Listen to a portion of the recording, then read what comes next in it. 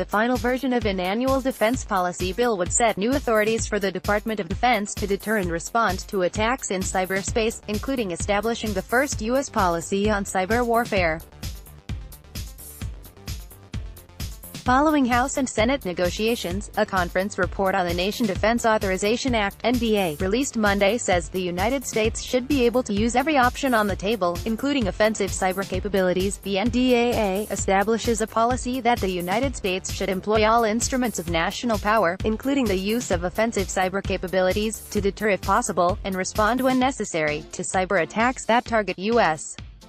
interests. The conference report reads, it notes that the policy could be applied if the attack was to intentionally cause casualties, significantly disrupt the normal functioning of our democratic society or government, threaten the armed forces or the critical infrastructure they rely upon, achieve an effect comparable to an armed attack, or imperil U.S.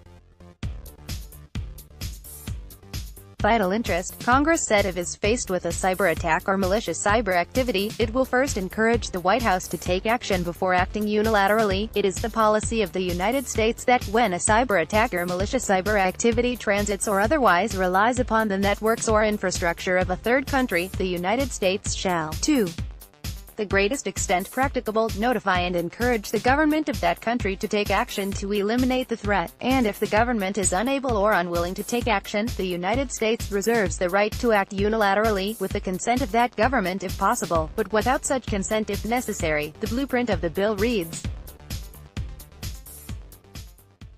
if passed into law, this legislative text from the Senate would establish the nation's first cyber warfare policy, but it has to pass the president's desk first.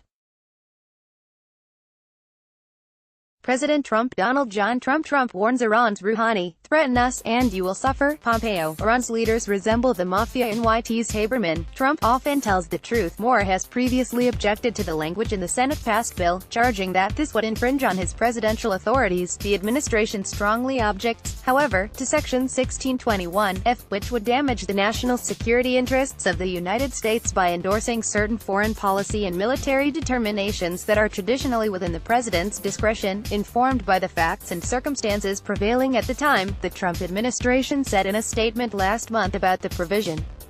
Trump, on the other hand, applauded a provision that would affirm the ability of the Secretary of Defense to carry out military activities and operations in cyberspace, designating these cyber military activities to be traditional military activities. The administration strongly supports the committee's recognition in Section 1622 that military operations in cyberspace constitute traditional military activities. This affirmation is critical to ensuring that all elements of national power may be brought to bear in support of national security objectives, the White House statement continues. The NDAA also gives the National Command Authority, a term that collectively describes the U.S. President and the Secretary of Defense, the authority to direct the Defense Department's U.S. Cyber Command to respond and deter to ongoing cyber attacks carried out by Russia, China, North Korea, and Iran by take appropriate and proportional action. This particular provision comes at a time of heightened concern about Russian aggression. Recently, Director of National Intelligence Dan Ray Coates Trump, Obama didn't warn about Russia before election because it is all a big hoax. The president's advisors, whom he ignores, must guard our national security. Susan Rice. Trump's motivations a legitimate question. Moore warned that the warning lights are blinking red again on Russians carrying out cyber attacks. Special Counsel Robert Swan Mueller saw U.S. should applaud choice of Mueller to lead Russia probe. Moore, who is investigating Russian interference in the 2016 election, indicted 12 Russian intelligence officers earlier this month for their involvement in hacking into the Democratic National Committee and releasing that information. The defense bill, which is meant to advance the goals of the administration's national defense strategy, also would approve of more than $100 million in funding for test infrastructure and workforce, which includes cybersecurity. Since John Sidney McCann memo, summit fallout hits White House. Graham, biggest problem is Trump believes meddling equals collusion. Obama, Bush veterans dismiss Trump. Putin.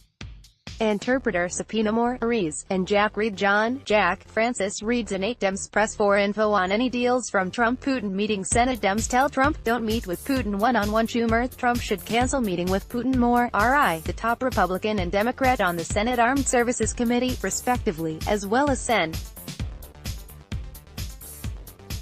Jim Mountainhofer. Trump's policies, actions create divide on Russia. New EPA chief draws sharp contrast to Pruitt. Senate takes symbolic shot at Trump tariffs. More, Oakla and House Armed Services Committee Chairman Mac Thornberry. William Mac McClellan Thornberry. Overnight defense. Trump roils NATO on summit's first day. Trump-Merkel relationship sinks lower. House, Senate kick-off defense bill talks. Senators symbolically rebuke Trump on national security. Tariffs overnight. Healthcare. Pfizer delaying price hikes after Trump criticism. Dems focus on healthcare and Supreme Court fight. Feds won't reunite all 102 detained children by deadline. VA nominee headed to Senate floor. Vote. FDA approves freeze-dried blood plasma for troops in combat. More, Texas announced the details of the NDAA after months of negotiations. The fiscal year 2019 NDAA will help provide our men and women in uniform the resources and tools they need to face today's increasingly complex and dangerous world, they said in a statement. This legislation will strengthen our military's readiness, provide our troops a pay raise, support effective implementation of the National Defense Strategy, drive further innovation and emerging technologies to secure our military advantage, and continue to reform the Department of Defense, they continued.